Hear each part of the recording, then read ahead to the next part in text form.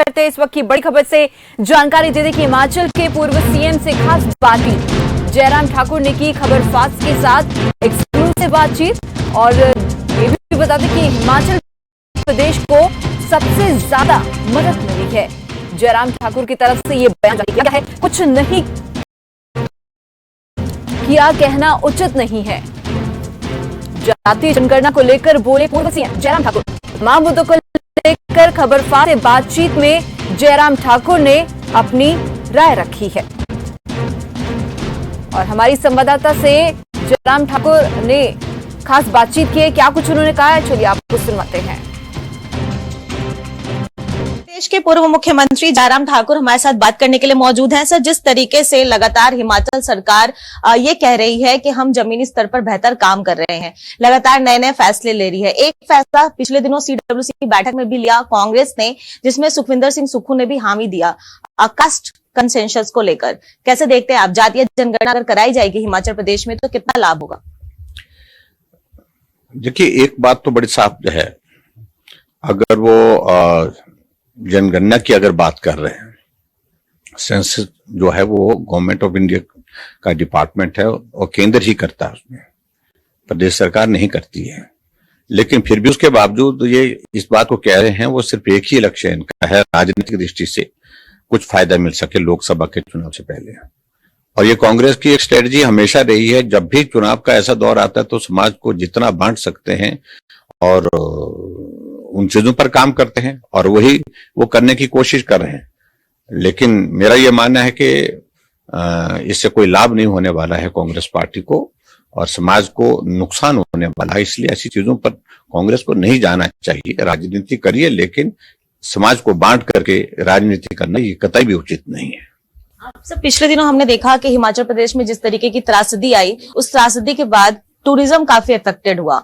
Tourism अब खुल गया है, कुल्लू दशहरा भी मनाने वाले हैं राज्य में। और साफ तौर पर एक खबर निकलकर सामने आई है कि जिस तरीके से जो टैक्सीज हिमाचल में प्रवेश करती है, ऑल इंडिया परमिट देने के बाद भी हिमाचल सरकार एक टैक्स लगा रही है, जिससे कॉस्ट जो है टूरिज्म, जो भी यात्री वहां आ रहे हैं उनको ज्यादा पे करना पड़ा है, जिसकी वजह से जो टूरिस्ट हैं वो उत्तराखंड या फिर जम्मू कश्मीर की ओर रुख कर रहे हैं। कैसे देखते हैं आप हिमाचल सरकार के इस फैसले को?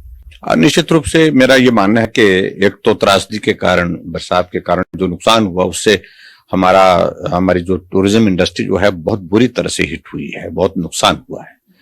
अभी भी हिमाचल प्रदेश में टूरिस्ट आना शुरू तो हुआ है, लेकिन फिर भी उसके बावजूद बहुत कम है फ्लो, क्योंकि 3-4 महीने की जो बुकिंग हुई पड़ी थी वो कैंसिल हुई है। मैं ऐसा मानता हूं कि जो आप कह रहे हैं कि जो बाहर की जो गाड़ियां हैं उन पर जो टैक्स लगाने की बात कर रही है, उससे ज्यादा और प्रभाव पड़ेगा। और हिमाचल प्रदेश में टूरिस्ट आए, पहले तो यही आवश्यक है। और ऊपर से इस प्रकार से टैक्स लगाने से मुझे नहीं लगता है कि उससे कोई बड़ा बहुत ज्यादा आर्थिक लाभ होगा, बल्कि नुकसान होगा। टूरिस्ट आएगा और टूरिस्ट आकर के हिमाचल प्रदेश में घूमेगा, रहेगा और उससे भी आय का साधन आपके पास होता ही है। लेकिन टैक्स लगाने से टूरिस्ट अगर जम्मू कश्मीर चला गया, उत्तराखंड चला गया, दूसरे स्टेट में चला गया, हिमाचल आने से परहेज करे कि भाई यहाँ टैक्स लगता है, जरूर से ज्यादा लगता है, बाकी दूसरी स्टेट जो है वो रिलैक्सेशन दे रहे हैं टूरिस्ट को अट्रैक्ट करने के लिए, उनको अपने प्रदेश में लाने के लिए अलग अलग तरह के इंसेंटिव जो है पैकेजेस दे रहे हैं। और तो ऐसे में मुझे लगता है ये उचित नहीं है। कौन सलाह दे रहा है इन लोगों को? एक ही तो इंडस्ट्री हमारे पास हिमाचल प्रदेश में है जो रोजगार भी देती है और हिमाचल प्रदेश में लोगों को रोजगार के साथ साथ आय का एक जरिया भी है। तो ऐसा मुझे लगता है कि ये बहुत गलत निर्णय है, सरकार को पुनर्विचार करना चाहिए। एक आखिरी सवाल, आपने कल मुलाकात की पीयूष गोयल से, किस मुद्दे पर मुलाकात हुई, क्या बातचीत हुई, क्या हिमाचल के संदर्भ में भी कोई मुलाकात थी? देखिए, हिमाचल प्रदेश के संदर्भ में बातचीत स्वाभाविक रूप से होगी। हमारे मित्र हैं बहुत पुराने समय से और हमारा मिलना हुआ और विशेष तौर से मैंने उनका धन्यवाद किया जो इंडस्ट्री डेवलपमेंट स्कीम के अंतर्गत जो हिमाचल और उत्तराखंड के लिए जो 1100 करोड़ से ज्यादा का पैसा उन्हें जारी किया, जो बीच में रुक गया था किसी वजह से, तो उसके लिए मैं उनका धन्यवाद भी किया। और मुझे इस बात को लेकर के भी प्रसन्नता है कि वो हिमाचल से संबंधित जो भी मदद करने की गुंजाइश जहां से निकलती है हमेशा मदद करते हैं, और शिष्टाचार के नाते भेंट थी हमारी। आपने कहा कि मदद करने की जितनी भी कोशिश होती है वो मदद आप लाने की भी कोशिश करते हैं और आपको मदद मिलती भी है, लेकिन सुक्खू सरकार कह रही है कि आपदा के समय में जिस तरीके की मदद चाहिए थी केंद्र सरकार ने मदद तो की, लेकिन मदद उस हिसाब से नहीं थी। देखिए, उनका हिसाब मालूम नहीं मुझे क्या है, वो किस हिसाब की मदद चाहते थे।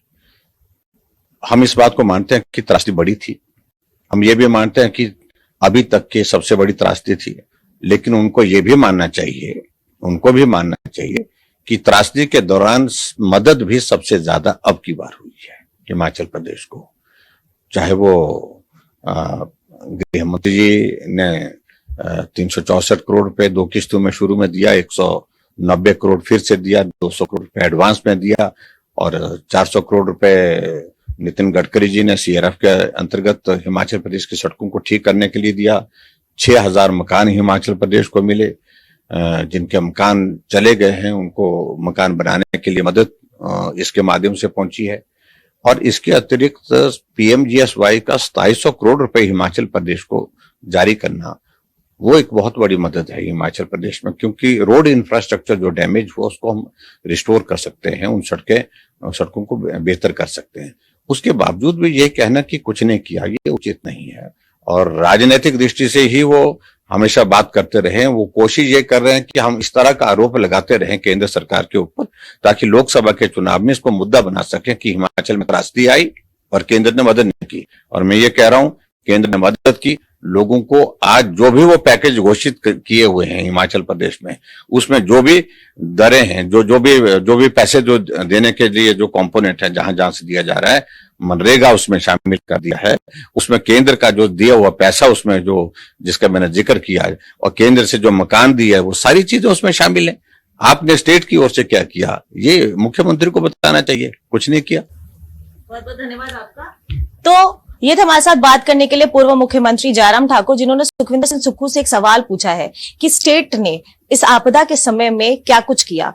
जो इल्जाम लगा रहे हैं केंद्र पर कि केंद्र ने मदद नहीं किया, पहले वो बताए कि राज्य सरकार ने क्या क्या किया है। नई दिल्ली से कैमरा पर्सन रोहन के साथ मैं प्रियंका राय, खबर फास्ट।